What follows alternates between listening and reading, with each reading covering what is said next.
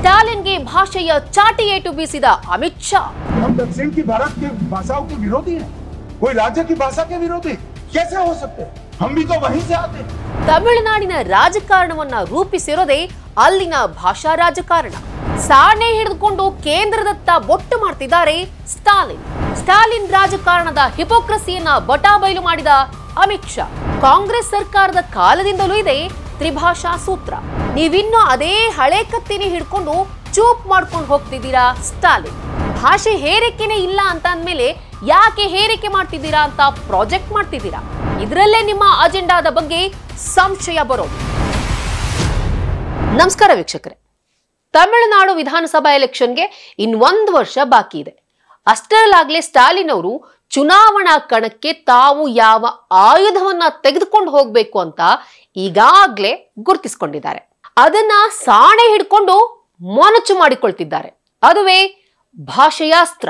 ಭಾಷೆ ತಮಿಳುನಾಡಿನ ರಾಜಕಾರಣದಲ್ಲಿ ಹುಟ್ಕೊಂಡಿರೋದು ಇವತ್ತಿಂದ ಅಲ್ಲ, ಅನಾದಿ ಕಾಲದಿಂದಲೂ ಇದೆ.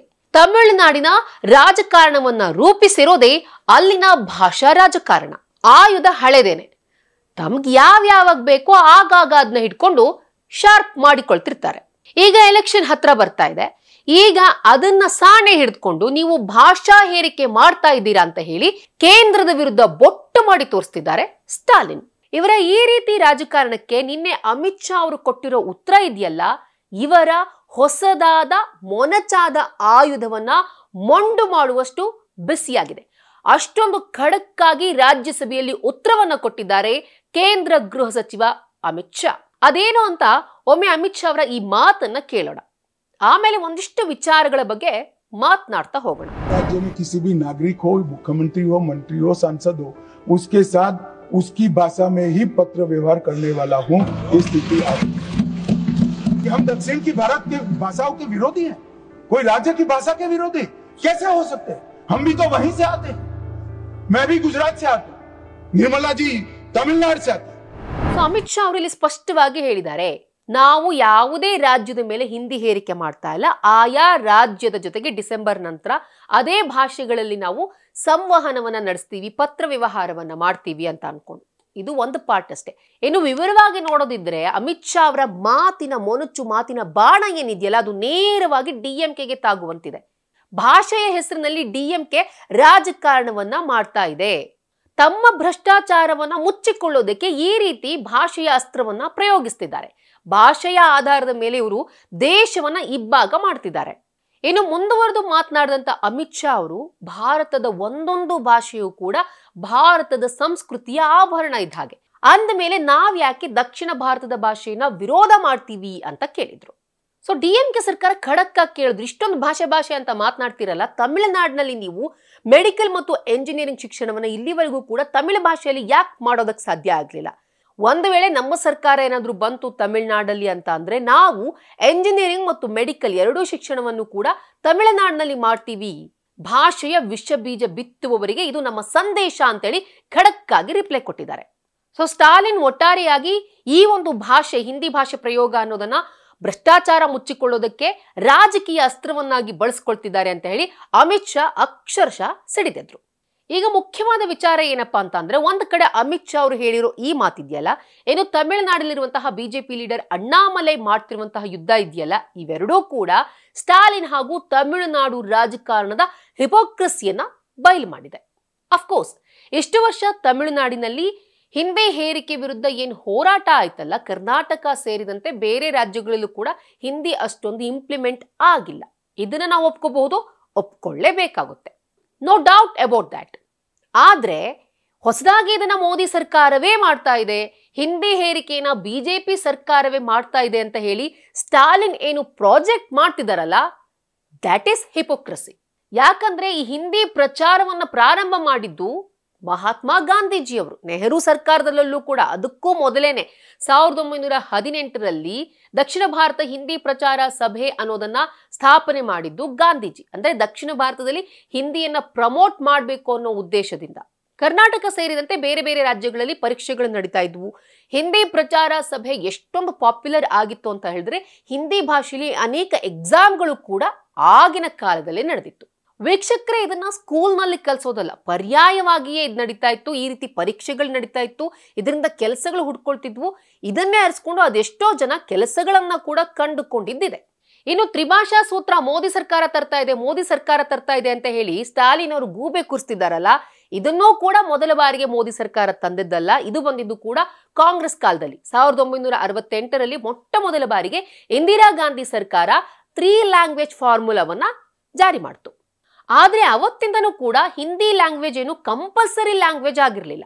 3 ಭಾಷೆಯಲ್ಲಿ ಮೊದಲನೇದಾಗಿ ಒಂದು ನಿಮ್ಮ ಮದರ್ ಟಂಗ್, ಎರಡನೇದು ಇಂಗ್ಲಿಷ್, ಮೂರನೇ ಭಾಷೆ ನಿಮ್ಮ ಆಯ್ಕೆ. ನೀವು ಯಾವ ಭಾಷೆಯನ್ನಾದ್ರೂ ಕೂಡ ಆಯ್ಕೆ ಮಾಡಿಕೊಳ್ಳಬಹುದಿತ್ತು.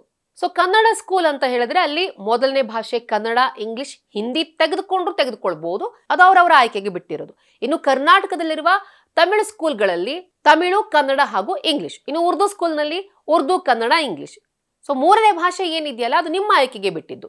ಹಿಂದಿಯನ್ನ ಆಯ್ಕೆ ಮಾಡಿಕೊಳ್ಳಲೇಬೇಕು ಅನ್ನೋ ಒತ್ತಡ ಆಗ್ಲೂ ಇರಲಿಲ್ಲ, ಈಗ್ಲೂ ಇಲ್ಲ. ತ್ರಿಭಾಷಾ ಸೂತ್ರದ ಗೂಬೆಯನ್ನ ಮೋದಿ ಸರ್ಕಾರದ ಮೇಲೆ ಕೂರಿಸಿ ಹಿಂದಿ ಹೇರಿಕೆಯನ್ನ ಮಾಡೋದಕ್ಕೆ ಹೊರಟಿದ್ದಾರೆ ಅಂತ ಹೇಳಿ ಬೀದಿಗಿಳಿದು ರಂಪಾಟ ಮಾಡೋದಿದೆಯಲ್ಲ, ಇದು ರಾಜಕಾರಣ. ಸೊ ಇನ್ನೊಂದ್ ಕಡೆ ಸ್ಟಾಲಿನ್ ಸರ್ಕಾರ ನ್ಯಾಷನಲ್ ಎಜುಕೇಶನ್ ಪಾಲಿಸಿಯನ್ನು ಕೂಡ ವಿರೋಧ ಮಾಡ್ತಾನೆ ಬಂದಿದೆ. ಈ NEP-ಯಲ್ಲೂ ಕೂಡ ಹಿಂದಿಯನ್ ಕಡ್ಡಾಯ ಅನ್ನೋದು ಇಲ್ಲ. ತಮಿಳುನಾಡು ಸರ್ಕಾರ ಏನ್ ಹೇಳಿದೆ ಅಂತ ಹೇಳಿದ್ರೆ, ಉತ್ತರದ ಭಾರತದ ರಾಜ್ಯಗಳಲ್ಲಿ ನೀವು ಹಿಂದಿ ಕಲಿಸ್ರಿ ಅಂತ ಹೇಳಿ. ಆಬ್ವಿಯಸ್ಲಿ ಅದು ಅವ್ರ ಆಯ್ಕೆಗೆ ಬಿಟ್ಟಿರೋದು. ಹಿಂದಿಯಲ್ಲಿ ಡಾಮಿನೇಟ್ ಆಗಿದೆ, ಅವ್ರು ಹಿಂದಿ ಕಲಿತಾರೆ. ಅದನ್ನ ಬಿಟ್ಟು ಅಲ್ಲಿ ತಮಿಳು ಕಲಿಸಿ ತಮಿಳು ಕಲಿಬೇಕು ಅಂತ ಹೇಳಿದ್ರೆ ಆಗಲ್ಲ. ಭಾಷೆ ಅವರ ಆಯ್ಕೆಗೆ ಬಿಟ್ಟಿರೋದು. ಸೊ ಗುಜರಾತ್ ನಲ್ಲಿ ಹೋಗ್ಬಿಟ್ಟು ಕನ್ನಡ ಕಲಿರಿ ಅಂದ್ರೆ ಆಗಲ್ಲ. ಅವ್ರಿಗೆ ಅವಶ್ಯಕತೆ ಇದ್ರೂ ಇರಬಹುದು, ಇಲ್ಲ ಅಂದ್ರೆ ಇಲ್ಲ. ಗುಜರಾತ್ ಕಲಿತಾರೆ, ಅದ್ರ ಜೊತೆಗೆ ಹಿಂದಿನೂ ಕಲಿತಾರೆ, ಇಂಗ್ಲಿಷ್ನ ಕಲಿತಾರೆ.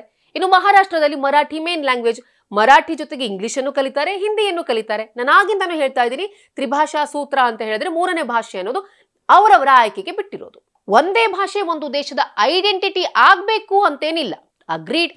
ಹಾಗೇನೆ ಹಿಂದಿಯೇ ರಾಷ್ಟ್ರ ಭಾಷೆ ಕೂಡ ಅಲ್ಲ, ದ್ಯಾಟ್ಸ್ ಆಲ್ಸೋ ಅಗ್ರೀಡ್. ಸೊ ಸಂವಿಧಾನದ ಶೆಡ್ಯೂಲ್ ನಲ್ಲಿರುವ 21 ಭಾಷೆಗಳು ಕೂಡ ರಾಷ್ಟ್ರ ಭಾಷೆಗಳೇ. ಅದನ್ನ ನಾವೆಲ್ಲರೂ ಕೂಡ ಒಪ್ಕೊಂಡಿದೀವಿ. ಒಂದು ಭಾಷೆಯನ್ನ ನೀವು ಕಂಪಲ್ಸರಿಯಾಗಿ ಕಲಿಲೇಬೇಕು ಅಂತೇನಿಲ್ಲ ಅಂತ ಹೇಳಿದಾಗ ಅದು ಹೇಗೆ ಹೇರಿಕೆ ಆಗುತ್ತೆ? ಕಡ್ಡಾಯನೇ ಅಲ್ಲ ಅಂತ ಆದ್ಮೇಲೆ ಅದು ಹೇರಿಕೆನೇ ಅಲ್ಲ. ಆದ್ರೆ ಇದನ್ನೇ ನೀವು ಪ್ರತಿ ಬಾರಿ ಕೂಡ ಹೇರಿಕೆ ಮಾಡ್ತಿದ್ದಾರೆ ಅಂತ ಹೇಳಿ ಪ್ರಾಜೆಕ್ಟ್ ಮಾಡೋದಿದೆಯಲ್ಲ, ದಟ್ ಈಸ್ ಪಾಲಿಟಿಕ್ಸ್. ಸ್ಟಾಲಿನ್ ಅವರ ಈ ರಾಜಕಾರಣವನ್ನ ಅಮಿತ್ ಶಾ ಇನ್ನಿಲ್ಲದಂತೆ ಎಕ್ಸ್ಪೋಸ್ ಮಾಡಿದ್ದಾರೆ. ಇತ್ತ ಅಣ್ಣಾಮಲೈ ಕೂಡ ಅಮಿತ್ ಶಾ ಅವರ ಈ ಒಂದು ಸಂದೇಶವನ್ನ ಹೊತ್ಕೊಂಡು ತಮಿಳುನಾಡಿನ ಜನರ ಕಣ್ಣನ್ನ ತೆರೆಸೋದಕ್ಕೆ ಹೊರಟಿದ್ದಾರೆ. ಇಲ್ಲಿ ಇನ್ನೊಂದು ಪ್ರಶ್ನೆ ಬರುತ್ತೆ, ಸ್ಟಾಲಿನ್ ಅವರು ಇಷ್ಟೆಲ್ಲ ಹಿಂದಿ ವಿರೋಧ ಮಾಡ್ತಿದ್ದಾರಲ್ಲ, ತಮಿಳುನಾಡಿನಲ್ಲಿರುವಂತಹ ICSE ಸ್ಕೂಲ್ಗಳು, CBSE ಸ್ಕೂಲ್ಗಳು, ಪ್ರೈವೇಟ್ ಸ್ಕೂಲ್ನಲ್ಲಿರೋ ಮಕ್ಕಳು ಹಿಂದಿ ಕಲಿತಿದಾರೋ ಇಲ್ವೋ?